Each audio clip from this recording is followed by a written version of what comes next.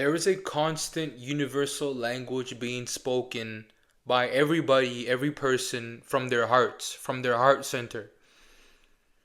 The heart sings a melody, a tune, each respective to their own person, to their own backgrounds, to their own likes, their own dislikes, and those characteristics I mean are based on the personality of that person, based on their growings, their growing ups, their experiences in life, what they have went through, their traumas, things like this. What speaks to a person's heart differs. It differs from that person to this person, another person to another person. It differs. The point is, the language of the heart, if you're truly listening, is universal. You can hear what that person's heart is trying to say, what they are trying to portray. What is this person really trying to achieve? Speech is a deterioration of that language. It is a poor translation of this universal language. It is something you must hear within yourself. You have to resonate it within yourself. Because whatever a person is saying through their teeth, through their mouth, can be extremely contradicting to whatever their heart truly feels. Whatever they're truly feeling in that moment. They say they're happy. Are they? They say they're sad. Are they? They say they're feeling joy. Are they? Why or why not? A lot of things and a lot of relationships end because people hear certain things or see certain things said by other people but don't understand the true meaning, the basis of what is truly going on. The basis is the language of that person's heart, the specific melody that that person's heart is playing. What drives this person? What does this person love to do? What speaks to them? The melody of that person differs from the melody of yours. It differs from the melody of another person. It differs from the melody of another. The point trying to be made here is that you need to have some type of compassion, some type of understanding that the way that this other person sees the world and operates within the world differs from yours. They don't have the same upbringings you have. They haven't went through the same pains and hardships that you have. They don't have the same happinesses that you have. So have some compassion.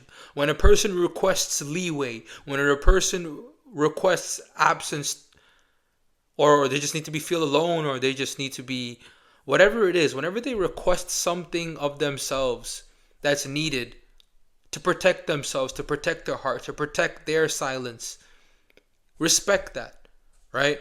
What I'm trying to say is that don't take it as a negative statement being made. Don't take it as some type of command for disassociation. That's not what's happening.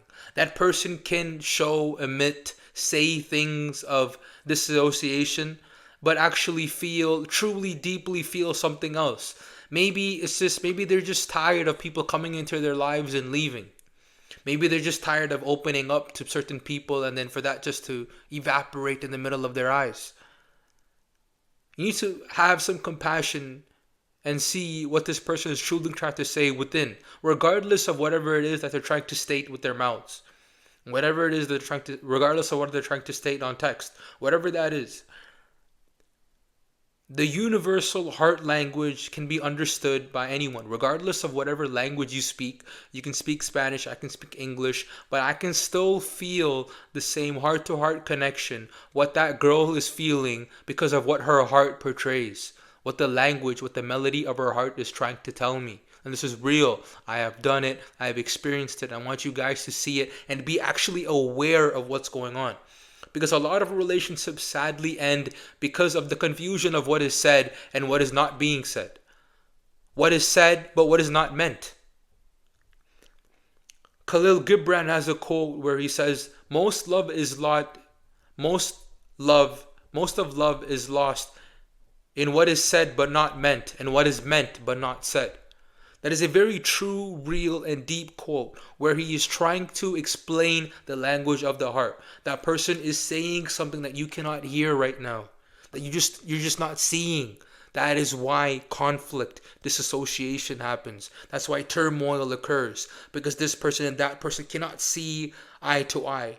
Is it really that? Are you really listening to them? Are you really listening to your partner? True listening is of the heart. You have to see what their hearts are truly saying. Divorce rates are at an all-time high. Divorce rates are at an all-time high. It's because people have given power away to external forces, external things outside of themselves. They believe what they say is rule. They believe what they state out of their mouths is rule. And they believe the way of observation and the way of observing somebody and understanding someone is just purely based on what they're saying. How are they feeling? What are they truly trying to say within themselves? What is the message? What is the code they are trying to decode?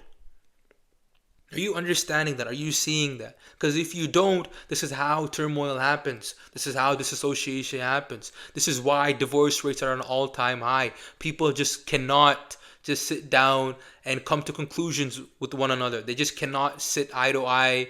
They cannot see heart to heart anymore because they choose not to. They choose to give their power away to external forces. You try a little bit, yes, and then when another person, makes a mistake, because just mistakes are just part of their maybe nature and they're just trying to grow. Maybe they make this mistake because all their lives they were taught otherwise, and now they're trying to perform in a way that suits you and your patterns of thinking, your way of being, and they're trying to adapt to you, but all they need is just some time. But you don't see that, and as soon as they make a mistake, you associate that with disassociation. You associate that with leaving them behind onto the next partner. What is the next though? Because if you cannot spend time and understand what this person in front of you is trying to say within, what makes you think you're going to understand the next or the next or the next? You're not. There's going to be a repetitive cycle of you not understanding each other again and again and again. Perhaps if you had compassion and were aware and conscious enough to understand the true sayings of the person in front of you, you will attract someone of the same manner, of the same wavelength, that will understand what you're trying to say, to understand the melody of your heart. We all want somebody that listens and plays the melody of our own hearts back to us. We all want somebody to understand our own melodies. We all play a unique tone, a unique tonality that wants to be heard and that wants to be repeated back to. We all want that poetry of our hearts spit back to us. We all want to know what we thought other people didn't know, but maybe somebody comes along and they do know this about you. Isn't that an amazing feeling? Isn't that a great feeling? Isn't that something to cherish for lifetimes?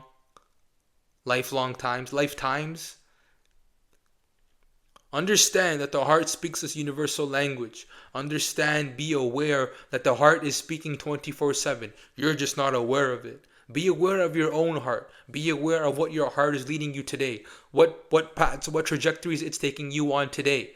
And then you'll be able to see where it's taking other people, where it's what it's telling other people, what other people's hearts are telling them. You can only be aware of these things once you're aware of what your own heart is telling you.